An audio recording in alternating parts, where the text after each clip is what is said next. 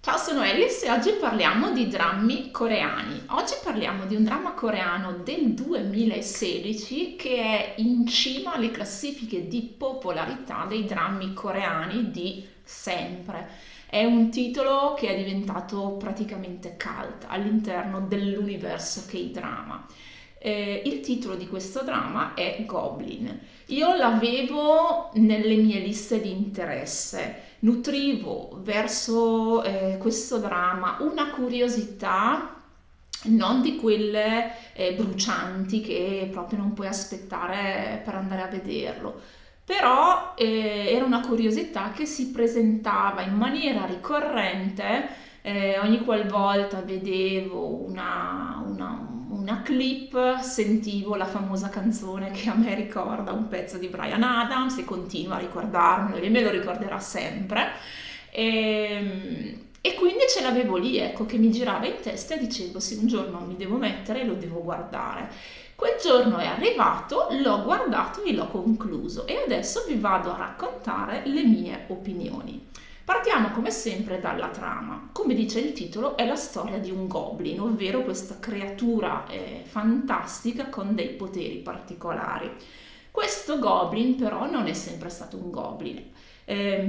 Nella sua prima vita è stato un generale a capo dell'esercito del suo regno che a causa dell'invidia del re giovane che lui ha giurato di proteggere, perde la vita. Perde la vita di ritorno da una serie di campagne militari di successo e perde la vita nonostante lui sia il fratello della moglie del re. Lui arriva, dicevo, dopo l'ennesima campagna militare da cui sia il re che l'infido consigliere, che è la causa di questo rapporto deteriorato del giovane re sia con la moglie che con appunto il suo primo generale, ritorna da questa campagna in cui tutti pensavano che sarebbe morto, ritorna vittorioso e il re prende questa sua vittoria in seguito a una serie di vittorie come un atto di tradimento e quindi fa sterminare praticamente quasi tutti i membri della sua famiglia, sorella compresa, sorella che vi ricordo era la moglie, era la regina, e infine fa uccidere dal suo vice generale questo generale con una spada che lui stesso gli aveva regalato.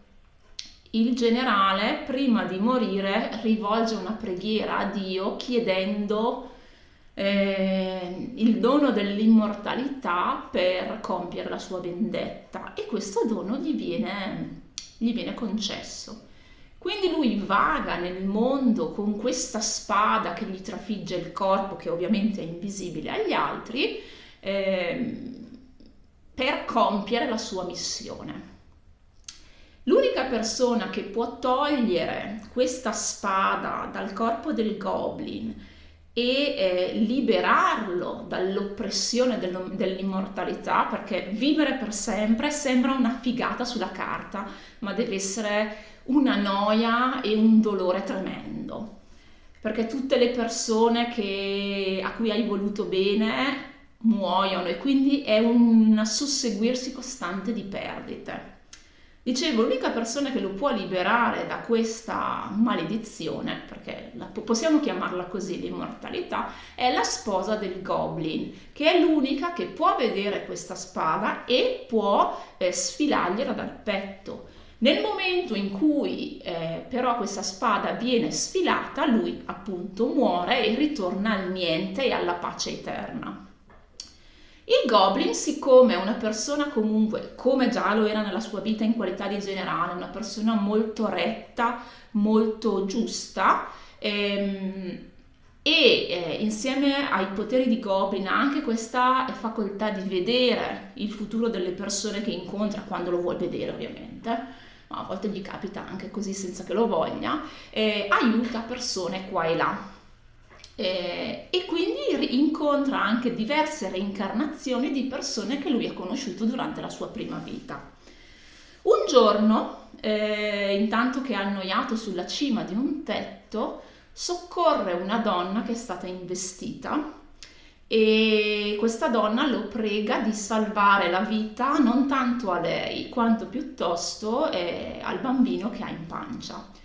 Il bambino in realtà è una bambina e lui compie questa azione concedendo alla donna 9 anni extra di vita e alla bambina una vita che non era prevista. Infatti sul luogo dell'incidente arriva il Grim Reaper, ovvero l'emissario della morte, che è venuto a raccogliere le 2 anime e si trova senza anime da raccogliere.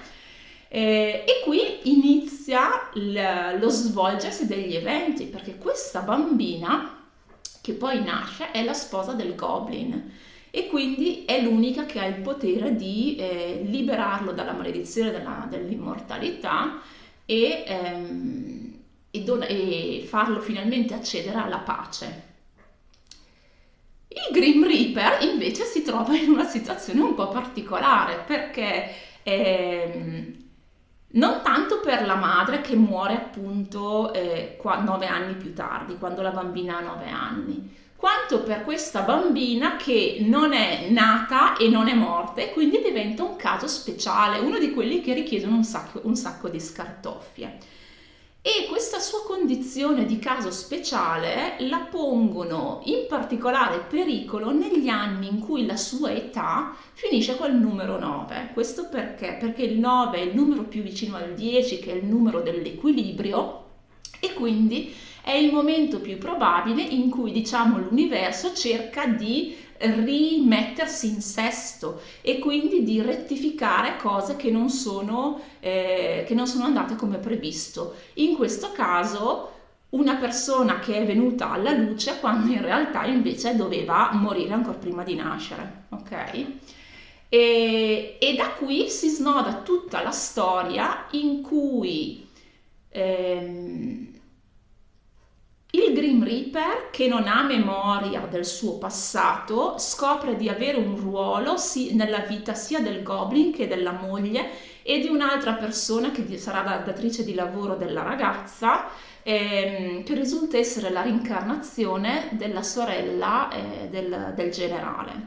Lui è il re che era innamorato di lei, ma che a causa del cattivo consigliere è andato a finire per sterminare tutte le persone che gli volevano bene e soffrire di conseguenza fino al suicidio, perché tutti i Grim Reaper sono diventati tali in seguito al compimento di un peccato gravissimo. Il peccato gravissimo è il suicidio. E quindi loro due di nuovo in questa nuova vita si innamorano, però il generale ha giurato vendetta contro il re. Poi torna il fantasma del cattivo consigliere, insomma tutte le cose si mettono insieme nello svolgimento degli eventi fino all'epilogo che è diviso, diciamo, in 2 parti. La prima parte è il compimento del destino del Goblin, perché a un certo punto questa spada deve uscirgli dal corpo e gli esce. Nel frattempo lui però si è innamorato della ragazza, perché loro due si incontrano quando lei ha 19 anni, ma non le dice che lei è l'unica che può togliergli la spada e che cosa succederà quando toglierà questa spada. Glielo dice il Green Reaper, che non è capace di mentire, e non glielo dice per ripicca, glielo dice perché è una persona, per la natura stessa del suo lavoro, estremamente trasparente. Però ecco, per fronteggiare il fantasma cattivo di questo consigliere del passato, che aveva di fatto con le sue manipolazioni reso impossibile, anzi avvelenato la vita a tutti, lei è costretta, in realtà è lui che con le mani di lei toglie la spada per togliere di mezzo definitivamente questo fantasma malefico dell'appunto cattivo consigliere. In più c'è tutta la vicenda anche della sorella del generale con il re, che si ritrovano nella nuova vita. Lui finalmente acquisisce i ricordi, perché dicevo, lui non ha memoria della sua vita passata e quindi deve venire a patto anche con le sue azioni del passato, che tanto dolore hanno causato alle persone che invece gli volevano bene. E poi c'è l'epilogo, dicevo, l'epilogo è diviso in 2, quindi la fine del Goblin, ma anche la fine di lei, perché vi ricordo, lei è un caso speciale, quindi ogni volta che lei si trova nei compleanni col 9 è sempre a rischio di morire e a un certo punto il caso speciale deve essere chiuso. Ed infatti lei muore, e però c'è un lieto fine, ve lo spoilerò già, in cui lei rinasce in una nuova vita con le memorie del passato che lei ha voluto mantenere e ritrova il Goblin che dopo essere tornato, diciamo, nel niente, ha fatto una specie di patto con Dio, perché essendosi innamorato di lei dice no, io rimango un Goblin a vita pur di restare con lei. Allora, le mie opinioni. Sono 16 episodi della durata di un'ora e un quarto, un'ora e mezza ciascuno, quindi molto corposo come dramma. Le cose che mi sono piaciute molto, i dialoghi, la fotografia, la colonna sonora, la trama è fatta molto bene, è molto proprio legata a doppia, a tripla mandata. Ci sono un sacco di riferimenti incrociati negli eventi del presente, negli eventi del passato, nelle varie eventualità che si manifestano, e ci sono tutti questi proprio rimbalzi tra le varie scene che rendono la narrazione davvero molto molto coesa. È di una poeticità in certe parti veramente fantastica.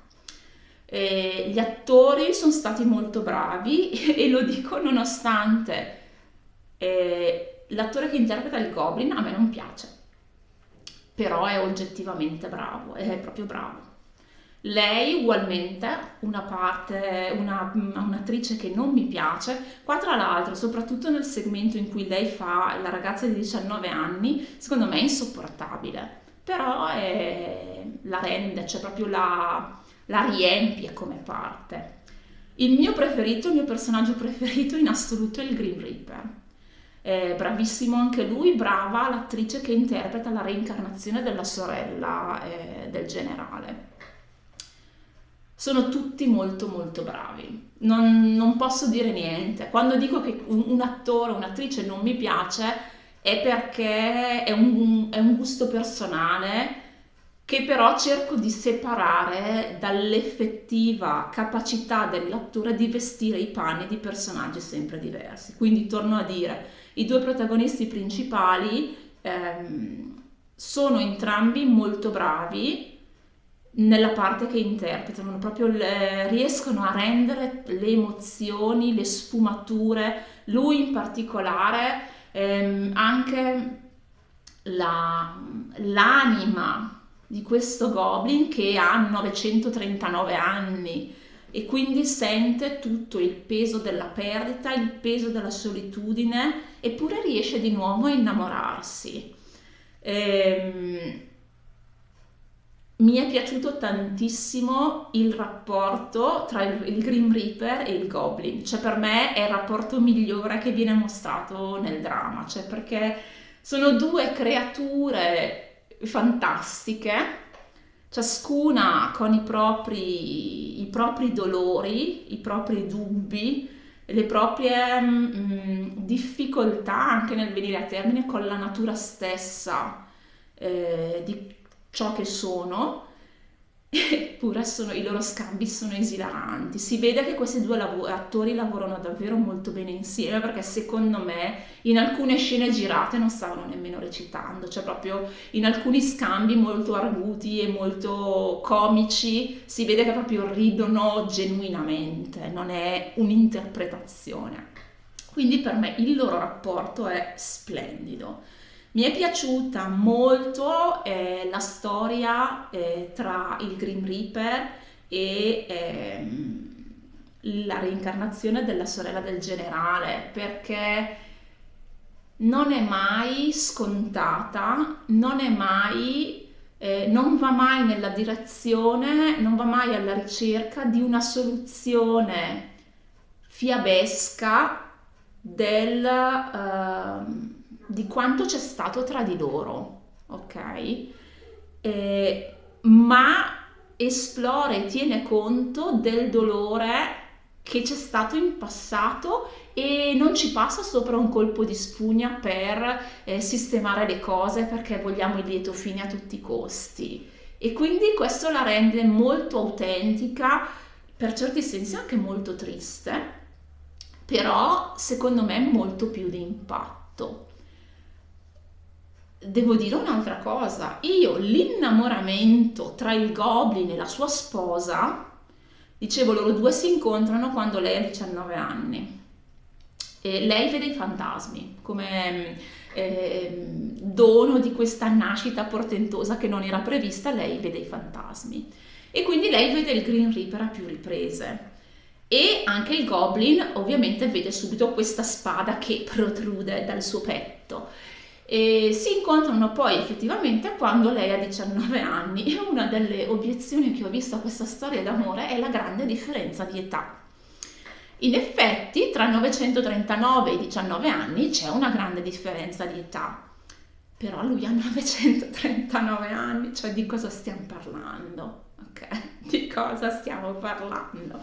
Ecco, a me invece è rimasto di più il punto di domanda di come questi due si innamorino, perché a me non è arrivato, perché inizialmente è tutto un battibecco. Ripeto, lei non mi è piaciuta molto come personaggio, soprattutto nelle fasi iniziali in cui è vero, ha 19 anni, ma è molto petulante, molto, cioè a volte sembra sparata fuori da un cannone con questa allegria un po' forzata, però è orfana perché il padre non si sa nemmeno chi sia, la madre, ripeto, è morta quando lei aveva 9 anni. È stata allevata da una zia con due figli che l'hanno sempre trattata malissimo, nella speranza di mettere le mani su certi libretti bancari della madre e quindi di impossessarsi di tutti i risparmi di questa donna. E quindi voglio dire, ha avuto una vita un po' disagiata, in più vede gli spiriti, che non è proprio la cosa più simpatica del mondo, posso immaginare, eppure ha certi tratti estremamente infantili che se da una parte possono essere giustificati dalla giovane età, dall'altra invece sono molto meno giustificati, ripeto, da tutte le esperienze che lei ha vissuto. Quindi questi due che iniziano a battibeccare all'infinito e a un certo punto si scoprono che sono innamorati, a me non hanno convinto fino in fondo. Ho capito il loro innamoramento a livello concettuale. Questi due sono destinati ad amarsi, ok, però il tassello in cui io vedo che loro sono innamorati mi è mancato. Cioè so che lo devono essere perché la storia lo richiede, lo so a livello teorico, non lo vedo sullo schermo, perlomeno all'inizio. L'ho sentito molto di più in certi discorsi intrinseci di entrambi, ma soprattutto di lui perché, ripeto, i dialoghi, la parte, proprio lo script, la parte recitata, ha certe perle emotive veramente strazianti da una parte e anche assolutamente dolcissime. Però se dovessi rispondere alla domanda perché i due si sono innamorati, tolto che dire perché la trama lo richiede, non saprei giustificarlo da quello che ho visto. Perché, ripeto, lo capisco a livello concettuale, deve andare così e va così. Ma perché vada così mi è un po' mancato. Quindi la mia opinione per tirare i remi in barca su questo dramma, ripeto, cult della produzione coreana di drammi è sicuramente, secondo me, un dramma molto valido. Io vi consiglio la visione, sì. È un dramma però allo stesso tempo che io non rivedrei, cioè sono contenta di averlo visto, è un dramma che consiglio, come dicevo poc'anzi, però non è un dramma che mi invoglia a rivederlo dal principio alla fine come altri drammi. Leggendo i commenti man mano poi facevo, cioè, vedevo gli episodi, leggevo commenti di gente che l'ha visto 5, 6, 7, 8 volte e torno a dire, è molto valido dal punto di vista della trama, è molto solido, ci sono delle cose molto belle, ma allo stesso tempo non mi ha smosso così tanto da spingermi a riguardarlo un'altra volta, ma una visione la vale sicuramente. Quindi, se non l'avete visto, andatevelo a vedere. Bene, io direi che mi posso fermare, vi auguro una buona giornata e alla prossima. Ciao!